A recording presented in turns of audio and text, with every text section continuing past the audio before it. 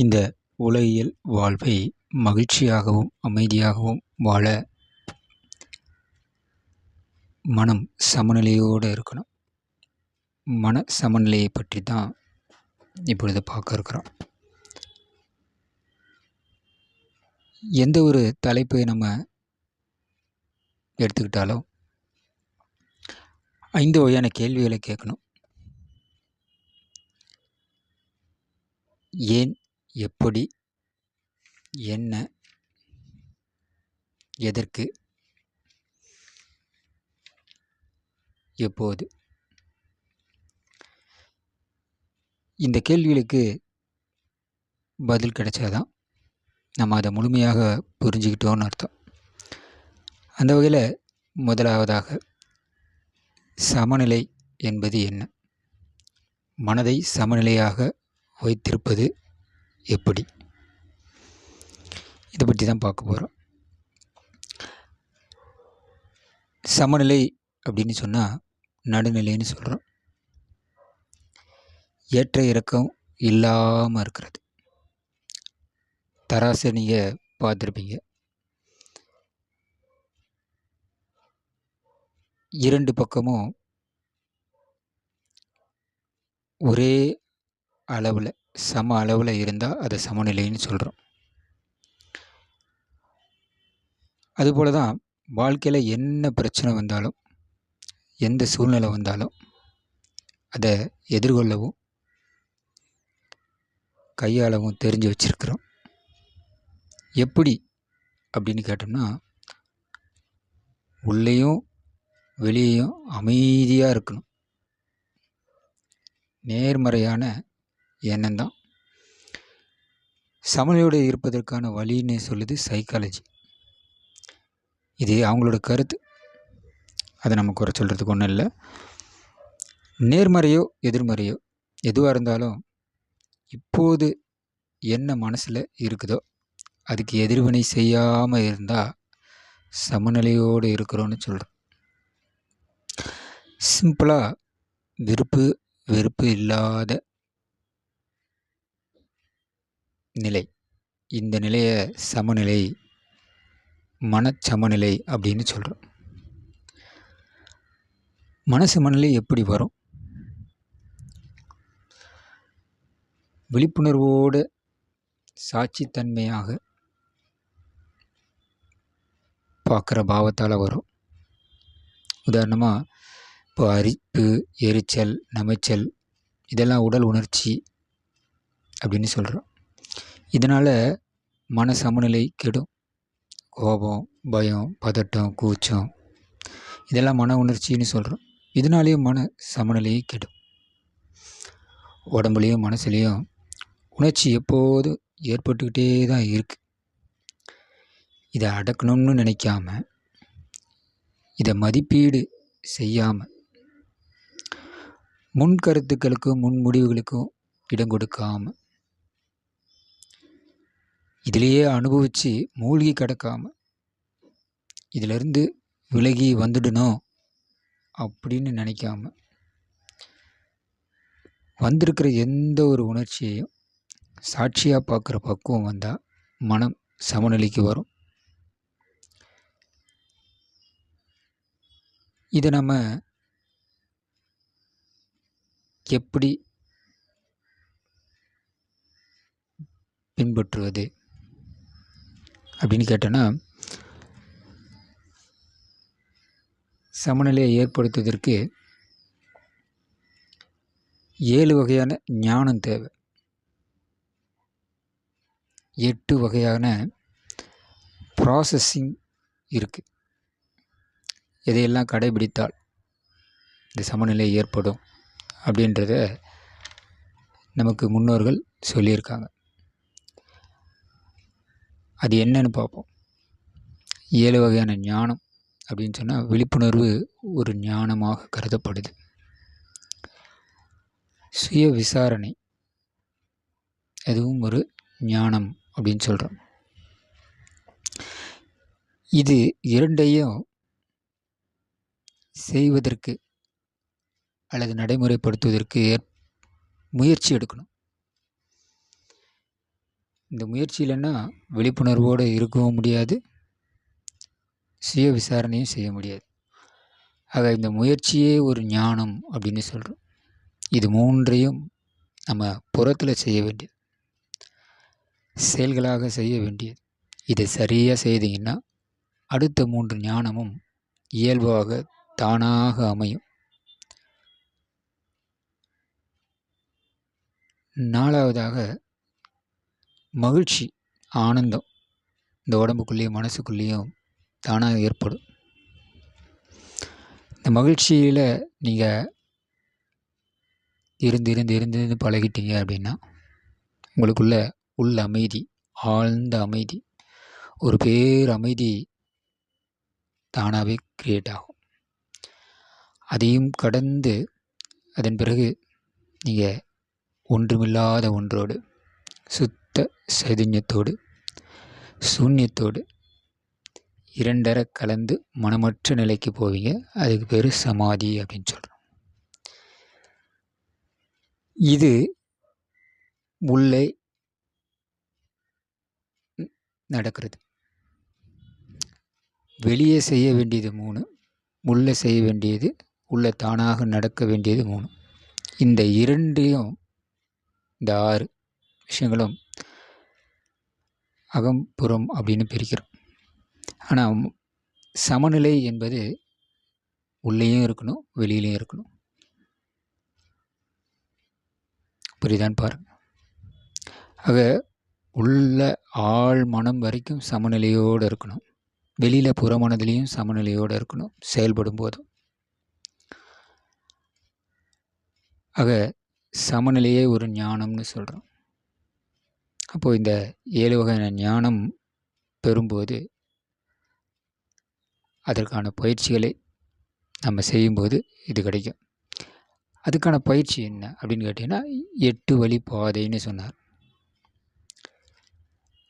என்ன அந்த 8 வழி பாதை அப்படின்னு கேட்டிங்கன்னா, சரியான செயல்களை செய்ய ஆரம்பிக்கணும்,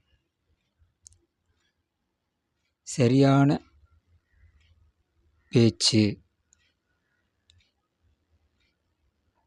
பேச ஆரம்பிக்கணும், சரியான வாழ்க்கை முறையை வாழ ஆரம்பிக்கணும். நம்ம வாழும்போது சுகத்துக்காக, அத்தியாவசிய தேவைகளுக்காக, உணவு, உடை, இருப்பிடம், மற்ற தேவைகளுக்காக பொருளீட்டுறோம். அது நேர்மையான முறையில் வாழ்வாதாரத்தை பெருக்கிக் கொள்ள வேண்டும்.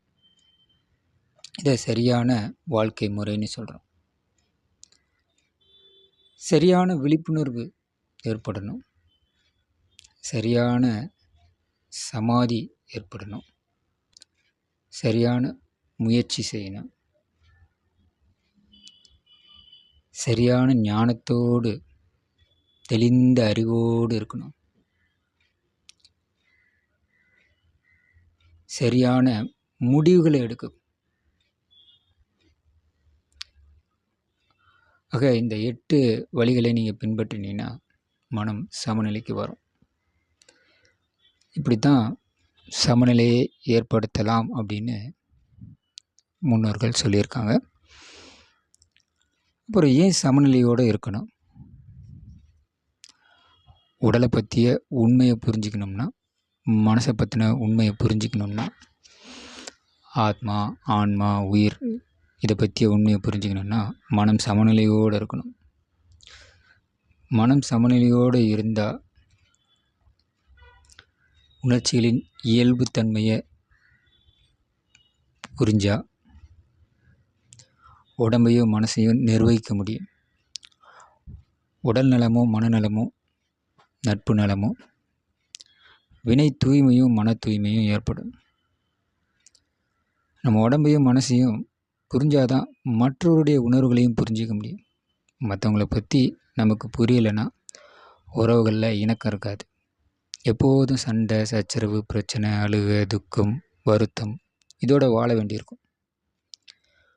வாழ்வின் நோக்கத்தையும் இலக்கையும் அடைய மன சமநிலை இருந்தால் தான் முடியும். எதுக்கு சமநிலையோடு இருக்கணும்? உடல் நலமும் மனநலமும் தான் ஒரு மனுஷனுடைய மகிழ்ச்சியை தீர்மானிக்குது. மனுஷன் பிறந்ததே மகிழ்ச்சியாக இருக்கிறதுக்கு தான். எப்படி மகிழ்ச்சியாக இருக்கணும்னு தெரியாமல் அதிகப்படியான மகிழ்ச்சியை தேடி, இன்பத்தை தேடி துக்கத்தை ஏற்படுத்திக்கிறான். அப்போது அதிகப்படியான மகிழ்ச்சியை தேடக்கூடாதா அப்படின்னு கேள்வி வரலாம்.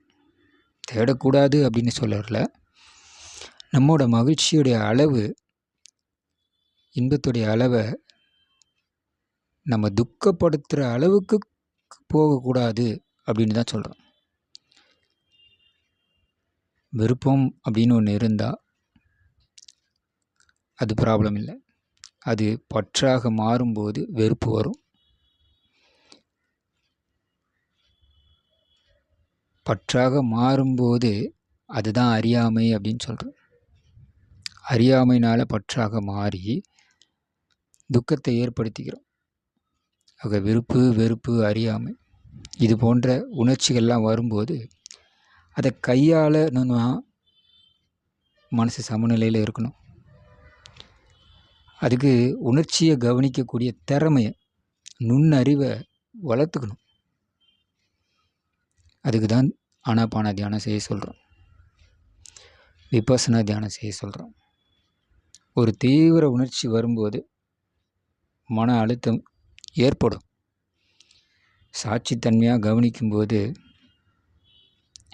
அல்லது அந்த திறமையை இருக்கும்போது அதை வேரோடு எப்படி பிடுங்கி எடுக்கிறது, அது எப்படி தானாக கரைஞ்சி போகுது, மறைஞ்சி போகுது அப்படின்னு நீங்கள் பயிற்சி செய்யும்போது புரிஞ்சுப்பீங்க.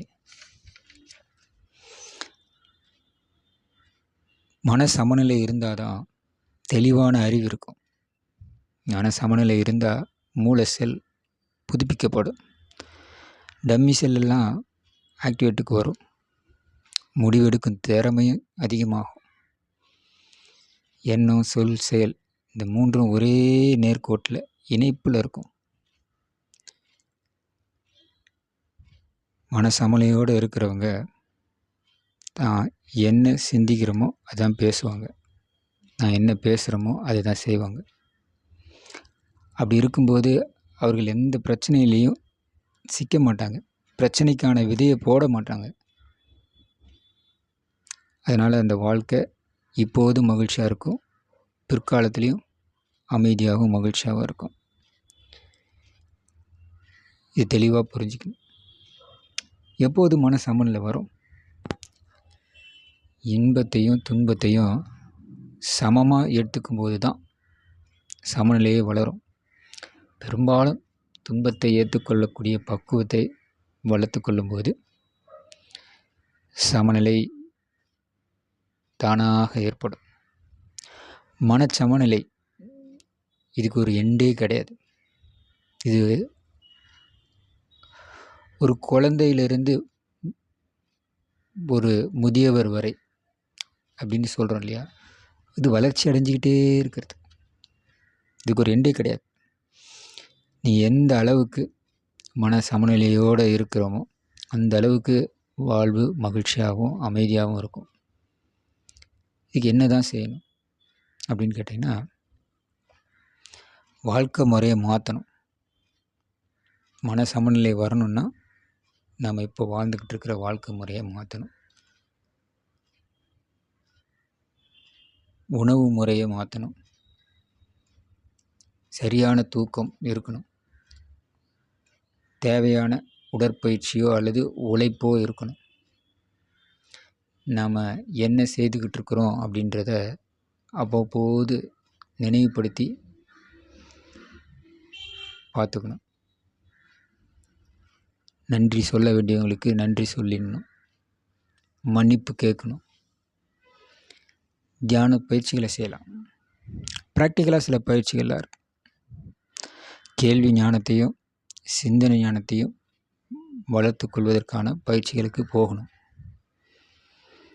பேச்சுக்கலை அப்படின்னு சொல்லக்கூடிய, பழகும் கலைன்னு சொல்லக்கூடிய விஷயங்களோடு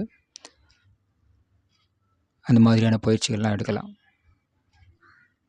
எப்போ சமநிலை கெடுது அப்படின்னு பார்த்தீங்கன்னா, உடம்பு அளவில் நம்ம பார்த்திங்கன்னா சாப்பிட்றதில்ல, சரியாக தூங்குறதில்ல, உடம்புல வலி நோய் இருந்தால் சில நேரத்தில் டிஎன்ஏ அப்பா அம்மா கிட்ட இருந்து கூட சில வினைப்பதிவு வரலாம். மனதளவில் பார்த்திங்கன்னா மூட நம்பிக்கை, பழைய நம்பிக்கைகள், இதனால் சமநிலை கெடும். அதிர்ச்சி அந்த சம்பவங்களை கேட்கும்போது, நிகழ்வுகளை பார்க்கும்போது மன சமநிலையாக இருக்காது. மன அழுத்தம் ஏற்படும் போது சமநிலை இருக்காது. சமூக அளவில் பார்த்தோன்னா பணத்தால், நம்ம செய்கிற வேலையில், உறவுகளால், இதனாலலாம் சமநிலை கெடும். பஞ்சபூத ஓட்டம் சீராக இல்லைன்னா சமநிலை கெடும். அதுலேயும் முக்கியமாக வாத பித்த சிலேத்துவம்னு சொல்லுவாங்க. நீர், காற்று, நெருப்பு. அதில் இந்த நெருப்பு ஓட்டம் சரியில்லை அப்படின்னா மன சமநிலை சீக்கிரம் கெட்டு போயிடும் அப்படின்னு சொல்கிறோம். சமநிலையில் நம்ம இல்லாமல் இருக்கிறோன்னு எப்படி தெரிஞ்சுக்கிறது? 3 நிகழ்வு நடக்கும். உணர்ச்சி நிலையில், மனநிலையில், நடத்தையில். உடம்பு சரியில்லைன்னா, ஏற்கனவே சொன்ன மாதிரி தலைவலி, வயிற்று வலி, ஜுரம் இந்த மாதிரிலாம் இருந்துச்சுன்னா நீங்கள் சமநிலையில் இல்லைன்னு தெரிஞ்சுக்கணும். ஒரே குழப்பமாக இருக்குது, தெளிவோ இல்லை அப்படின்னா நம்ம சமநிலையில் இல்லைன்னு அர்த்தம். ஒரு பிரச்சனையில், உறவுகளில், பண பிரச்சனையில் இருக்கும்போது, அதுலேயே உழண்டுட்டு இருக்கும்போது சமநிலை இல்லாமல் இருப்போம். சிலர் வேலைக்காக வெளியூர் போயிருக்கலாம், தொடர்பு கொள்ள முடியாத இல்லை, யாரோ ஒருத்தருக்கு இன்ஃபர்மேஷன் கொடுக்கணும், தகவல் சொல்லணும். அந்த மாதிரியான சூழ்நிலைகள் வரும்போது பதட்டம் அதிகமாகி மன சமநிலை கெடும். சில பேருக்கு குழந்தைங்க, சில பேருக்கு பெரியவங்க, இவங்க செய்கிற செயல்களை பார்க்கும்போது மன சமநிலை கெடும். இப்படியே சொல்லிகிட்டே போகலாம். பல விஷயங்கள் இருக்குது. இதெல்லாம் மன சமநிலையை கெடுப்பதற்கான அல்லது கெடுத்து கொள்வதற்கான விஷயங்களாக இருக்கிறது. ஆக எல்லாத்தையும் நீங்கள் மொத்தமாக அனலைஸ் பண்ணி பார்த்து மன சமநிலையை எப்படி வளர்த்து கொள்ளணும், அதற்கான பயிற்சிகளை எடுத்துக்கொள்ளணும். எந்த அளவுக்கு நாம் இப்போ இருக்கிறோம் அப்படின்றத தெரிஞ்சுக்கணும். எந்த அளவுக்கு முயற்சி எடுக்கிறோன்னு தெரிஞ்சுக்கணும். எந்த அளவுக்கு இது வளர்ந்துருக்குதுன்னு தெரிஞ்சுக்கணும். இது தெரிஞ்சுக்கிறது தான் உங்கள் ஞானம், விஸ்டம் இருக்குது. எல்லோரும் மன சமநிலையோடு வாழ வேண்டும் என்று வாழ்த்தி இந்த உரையை அதோட நிறைவு செய்கிறோம். நன்றி, வணக்கம்.